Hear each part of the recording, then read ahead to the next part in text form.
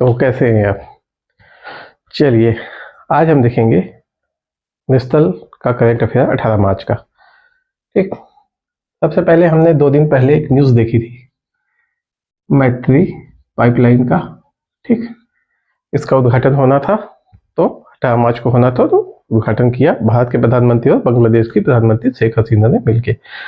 इसके बारे में हमने डिटेल देखा था उस दिन। क्या देखा था? करीब 130 किलोमीटर लंबी पाइपलाइन है, 377 करोड़ रुपए खर्च हुए हैं। भारत के असम के नुआलीगढ़ से कहाँ तक है? पार्वतीपुर है, पश्चिम बंगाल तक जोड़ेगा टोटल, है ना, इतनी दूरी को जोड़ेगा। 285 करोड़ लगभग बंगाल, जो पश्चिम बंगाल बोल रहा हूँ, बांग्लादेश का जो एरिया है वहाँ पाइपलाइन बिछाने में खर्च हुआ है। पूरा भुगतान भारत सरकार ने किया है, अनुदान स्वरूप किया है। तो ये डिटेल हम पहले भी देख चुके हैं। आपको इस डिटेल को और देखना है तो पिछले वीडियो को एक बार देख लीजिए पलट के। ठीक, तो अभी जानकारी बस ये है कि 18 मार्च को उद्घाटन होना था, तो उद्घाटन हुआ है। ठीक, एक और उद्घाटन, एक शुभारंभ होना था, है ना, 18 मार्च को आपका ग्लोबल मिलेट सम्मेलन का। तो इसका भी जो कॉन्फ्रेंस का उद्घाटन किया गया हमारे प्रधानमंत्री जी के द्वारा। मैंने कल बताया था आपको कि इसमें एक स्मारक टिकट इसके संदर्भ में जारी की गई, एक सिक्के भी इसके संदर्भ में क्या किया गया है, जारी किया गया है, और एक भारतीय मिलेट स्टार्टअप कंपोडियम को भी शुभारंभ किया गया है इसी उत्सव के दौरान। ठीक, एक बुक है, बुक ऑफ मिलेट स्टैंडर्ड का भी डिजिटल रूप से विमोचन किया गया है। बुक का नाम था क्या? Book of millet standard.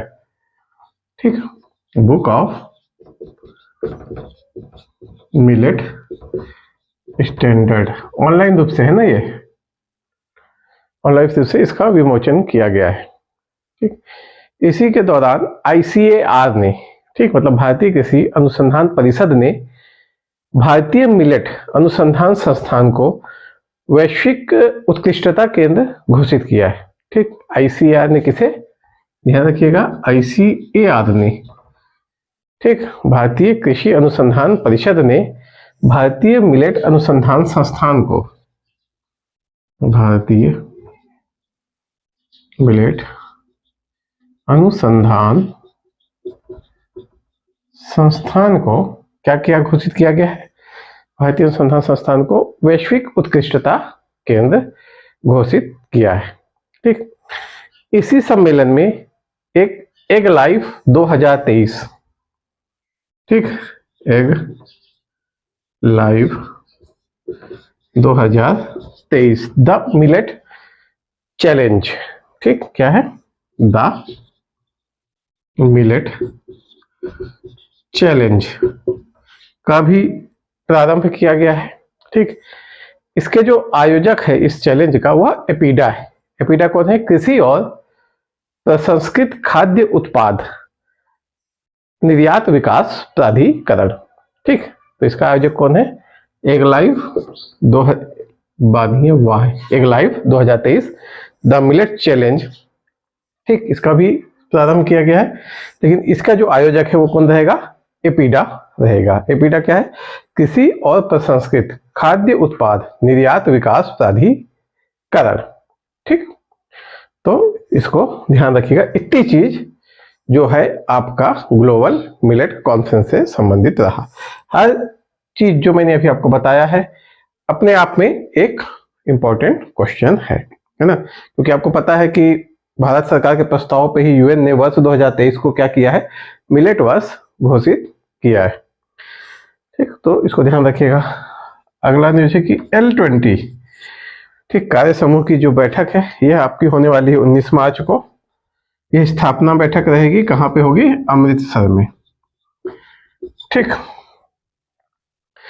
देखिए हमने देखा था कि ये भी G20 के अंदर, G20 दो तरीके से काम करता है। उसके 2 ट्रैक हैं, एक है आपका वित्त ट्रैक, एक शेरपा ट्रैक। शेरपा ट्रैक के 2 विभाजन है, 13 समूह है और आपके 11 और सहयोग समूह। तो 11 सहयोग समूह में से जो एक है वो है आपका L20 या लेबर 20 या सम 20। ठीक, तो इतने जो करंट अफेयर है ये आपके हैं संबंधित 18 मार्च से। ठीक, 18 मार्च के लिए जो 2 इंपॉर्टेंट चीज है, एक तो ये मैत्री, दूसरा आपका ये जो आपका ग्लोबल मिलेट कॉन्फ्रेंस का जो शुभारंभ हुआ है। देखिए ग्लोबल मिलेट कॉन्फ्रेंस के शुभारंभ में कूट क्वेश्चन भी पूछ सकता है बहुत आराम से, क्योंकि इसमें कई चीजें हुई। हमने स्टाम्प जारी किया, हमने सिक्के जारी किए, है ना, एक बुक जारी की, बुक ऑफ मिलेट स्टैंडर्ड, एक चैलेंज जारी किया है आपका एग लाइफ 2023, ठीक, द मिलेट चैलेंज। तो एक अच्छा क्वेश्चन बन सकता है यहाँ से, इसलिए इसको थोड़ा सा ध्यान रखिएगा। ठीक, तो 18 मार्च में नेशनल में अभी करंट अफेयर मिलता है। अब हम देखते हैं लगे हाथ 19 मार्च का करंट अफेयर, जो मैं बताया था कि हम डिले हो गए थे एक दिन, किसी कारणवश मैं नहीं बना पाया था वीडियो, तो आज हम उस डिले को खत्म कर लेते हैं, क्योंकि आज 18-19 मार्च को करंट अफेयर बहुत ज्यादा करंट अफेयर नहीं है, छोटे से हैं, दो चार बस हैं। ठीक, तो 19 मार्च को देखते हैं। देखिए कल से मतलब 20 मार्च से क्या मनाया जाएगा, पोषण पखवाड़ा। कौन सा क्रम है ये, इसका 5वां क्रम। देखिए क्रम हमेशा इंपॉर्टेंट है, तो क्रम को थोड़ा सा ध्यान रखना है। 5वां पोषण पखवाड़ा है, ठीक, क्रम हमेशा पूछा जाता है। ये पोषण पखवाड़ा कब से मनाया जा रहा है, देखिए 8 मार्च 2018 को पोषण अभियान की शुरू की गई थी, है ना। 8 मार्च 2018 को पोषण अभियान की शुरुआत की गई थी, ठीक। इसी के तहत हर वर्ष क्या है, मार्च माह में 15 दिन के जो शेड्यूल है, मार्च माह में 15 दिवस को क्या बनाया जाता है, पोषण पखवाड़ा है। इस बार कब से कब चलेगा, 20 मार्च से चलेगा 3 अप्रैल तक, ठीक। तो एक हमको ये आंकड़ा डाटा भी याद रखना कि पोषण पखवाड़ा कब से, 8 मार्च के पोषण मिशन से मनाया गया है। इसी के अंतर्गत एक पोषण माह भी मनाया जाता है, तो आपको ध्यान होना चाहिए कि सितंबर को हम हर वर्ष क्या मनाते हैं, पोषण माह, ठीक। और इस वर्ष की जो थीम है वो हमारे लिए इंपॉर्टेंट हो जाती है। तो थीम क्या है 2023 की, थीम है 2023 के सभी के लिए पोषण, सभी के लिए पोषण, सभी के लिए पोषण, एक साथ स्वस्थ भारत की ओर। क्या है, सभी के लिए पोषण, एक साथ स्वस्थ भारत की ओर, ठीक, एक साथ भारत की ओर, ठीक। इसमें जो कार्यक्रम है उसमें कुछ प्रमुख बिंदु निर्धारित किए गए हैं, जिसके इर्द गिर्द सारे कार्यक्रम संचालित होंगे। तो देखिए पहला तो है आपका श्री अन्न को बढ़ावा देना, है ना, इसका प्रचार करना। श्री अन्न क्या है, जो हमारे मिलेट है, मोटे अनाज है, उनको प्रधानमंत्री जी ने क्या नाम दिया है, श्री अन्न। तो पहला है श्री अन्न का इस दौरान प्रचार करेंगे। एक काफी अच्छा है, मल्टी न्यूट्रिशन रहता है, पोषण के लिए बहुत अच्छा होते हैं ये जो मोटे अनाज है ना। तो इसका प्रचार करना है, प्रसार करना है।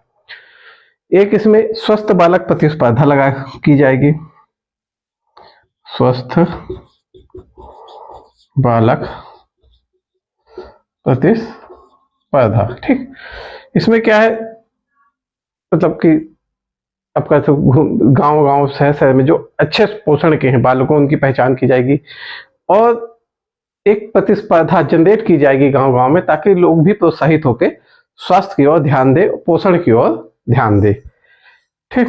तो एक स्वस्थ बालक प्रतिस्पर्धा भी इसमें केंद्र में रहेगा। दूसरा है, फिर तीसरा है आपका आंगनबाड़ी को लोकप्रिय बनाना, ठीक, ताकि आंगनबाड़ी की जो योजनाएं हैं, जितनी योजनाएं पोषण से संबंधित चल रही हैं, टीका से लेके आपका जो अन्न दिया जाता है, ये सारी योजनाएं ज्यादा से ज्यादा लोगों तक पहुंच सके, ठीक। तो क्या है, तीसरा जो केंद्र बिंदु रहेगा वो रहेगा आंगनबाड़ी को लोकप्रिय बनाना। ये तीनों ही केंद्र बिंदु क्वेश्चन के लिए इंपॉर्टेंट है, ध्यान रखिए। पूछ सकता है कि इस बार के एक तो मिशन क्या है, थीम क्या है या विषय क्या है, और इसके जो प्रमुख केंद्र बिंदु हैं ये हैं, ठीक। चलिए आगे चलते हैं।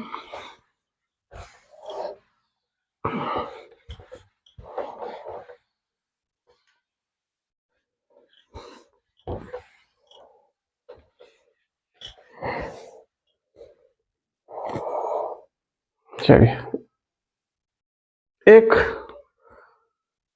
कवक की वैज्ञानिकों ने पहचान की, कवक नहीं एंजाइम की, लैकेस नाम के एक एंजाइम की पहचान की है, ध्यान रखिएगा, लैकेस, है ना, अभी अभी की है तो हो सकता है एक आध क्वेश्चन में पूछ दे कि इस एंजाइम का संबंध किससे है। ठीक, यह एंजाइम निकलता है कवक के द्वारा।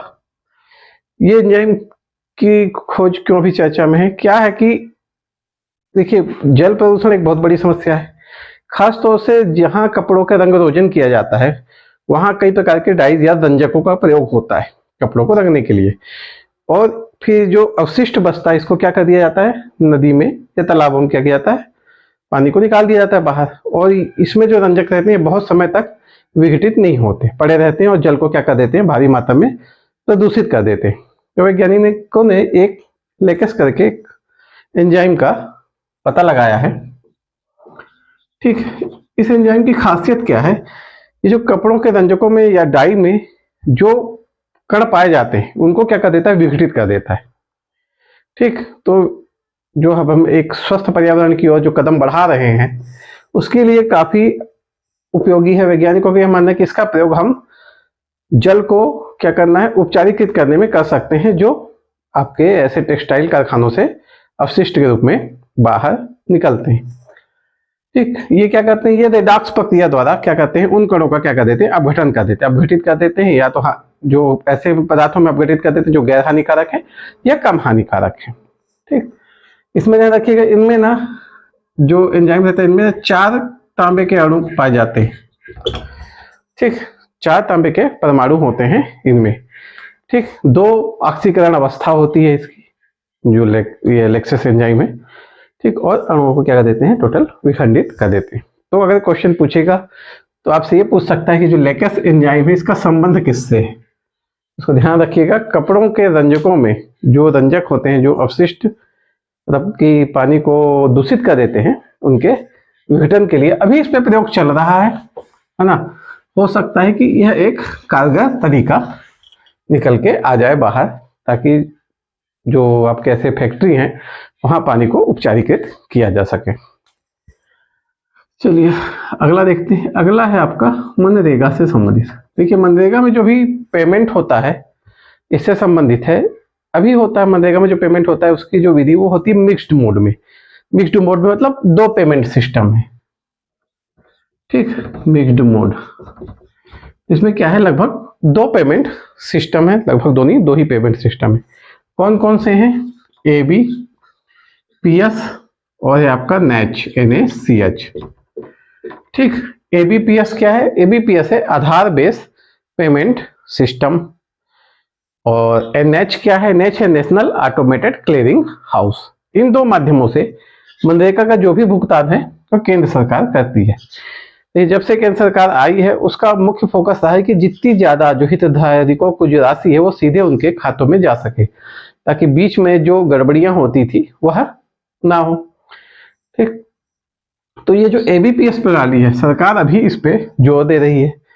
इसी के संबंध में क्या है कि आपका 31 मार्च 2023 तक को लास्ट डेट, मतलब कि 31 मार्च के पहले इसको खत्म करना था, लेकिन 31 मार्च 2023 तक अभी दोनों मोड से पेमेंट करने की जो वो है लिमिट है उसको केंद्र सरकार ने बढ़ा दिया है कि अभी हम 31 मार्च 2023 तक इन दोनों मोड से पेमेंट करेंगे। ऐसा क्योंकि सरकार का ये था कि हम 100% इसमें शिफ्ट होना है एबीपीएस में, पर राज्य सरकारों ने आवेदन किया, उनकी मांग थी कि अभी पूर्ण रूप से लोग पंजीकृत नहीं हो पाए हैं, इसलिए अभी दोनों मोड से ही पेमेंट किया जाए। तो राज्य सरकार ने यह मिक्स्ड मोड अप्रोच को, केंद्र सरकार ने मिक्स्ड मोड अप्रोच को 31 मार्च 2023 तक के लिए क्या कर दिया, एक्सटेंड कर दिया है।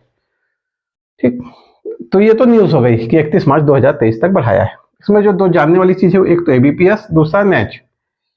ठीक, और ये मिक्स्ड मोड जो एबीपीएस वाली जो अप्रोच है वो कब से चालू हुई है, ध्यान रखिएगा, ये जो चालू हुई है वो 2017 से गवर्नमेंट के द्वारा चालू की गई कि अब एबीपीएस को प्रारंभ किया गया था, है ना, कि इसके द्वारा पेमेंट होगा।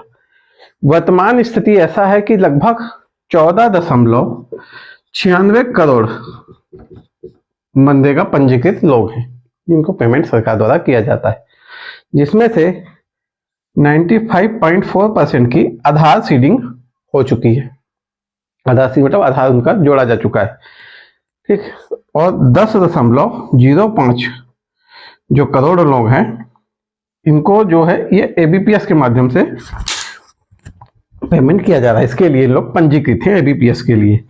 सरकार इसको पूरा 4 ही टोटल ही किया जाए, पर अभी देखिए फिर भी कितने ही 10 ही करोड़ है, बाकी अभी 4 करोड़ लगभग जो हैं जो अभी इसमें पंजीकृत नहीं है। इसलिए कैश डिटेल को क्या बढ़ा दिया गया आगे। कोशिश करेगी सरकार को इस मैक्स मोड को केवल आधार बेस पे शिफ्ट करना है, ताकि ज़्यादा से ज़्यादा हो, ट्रांसपेरेंसी ज़्यादा हो, है ना, किसी प्रकार का। एक और न्यूज़ है, अंतर्राष्ट्रीय एसएमई सम्मेलन,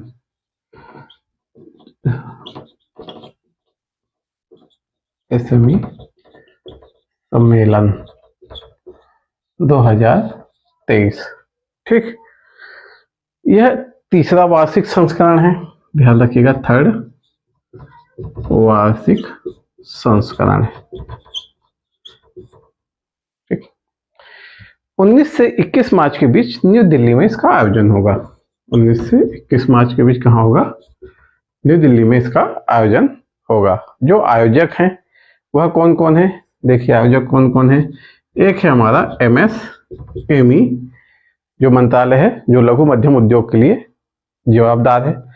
फिर दूसरा है आपका विदेश मंत्रालय,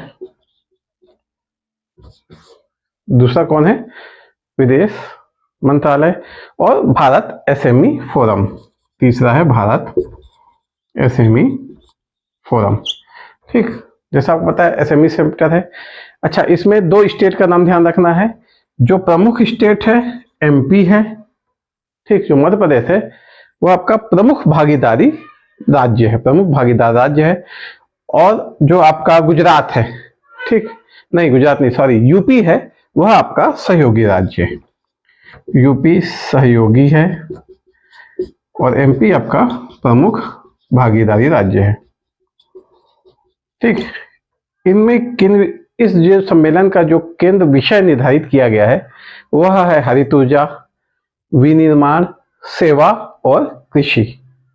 हरित ऊर्जा, विनिर्माण, सेवा और कृषि, ये 4 जो मतलब इनके जो विचार विमर्श के जो मुख्य बिंदु रहेंगे वह इन चारों से संबंधित रहेंगे। कौन कौन से? हरित ऊर्जा, विनिर्माण, कृषि और सेवा, ठीक। चलिए अगली न्यूज देखते हैं। छत्तीसगढ़ से संबंधित यह न्यूज है। ब्रॉडगेज, छत्तीसगढ़ में ध्यान रखिएगा, जो ब्रॉडगेज नेटवर्क है, ठीक, ये 100% क्या हो गया है? विद्युतीकृत हो गया है, ठीक। छत्तीसगढ़ में जो ब्रॉडगेज नेटवर्क है वो क्या हो गया? 100% विद्युतीकृत हो गया है, जिसकी लगभग लंबाई बताते हैं 1176 किलोमीटर के आसपास है टोटल लंबाई, 76 या 70, 76 या 70 किलोमीटर है इसकी टोटल लंबाई। ब्रॉडगेज क्या है? देखिए, जो रेलवे में देखिए ऐसे पटरियां बिछती है ना, इन पटरियों के बीच की दूरी का अलग अलग नाप होता है ना। सभी जो ये दूरी होती है सभी जगह एक समान नहीं होती। किसी किसी को ब्रॉड गेज बोलते हैं, मीटर गेज बोलते हैं और नैरो गेज, जो 3 मेजर कैटेगरी है। ब्रॉड गेज होता है जो भारत में चल रहा 1676 मीटर। देखिए ब्रॉड गेज भी कई कंट्रियों में अलग अलग है, ये जो इसका जो मानक है वह हर कई कंट्रियों में अलग अलग है, ठीक। भारत में जो ब्रॉड गेज का जो बीच, दोनों पट्टियों के बीच का गैप है वो है आपका 1676 mm, ठीक। ये mm में है, 1676 mm, 5 फीट 6 इंच लगभग। कितना है? 5 फीट 6 इंच।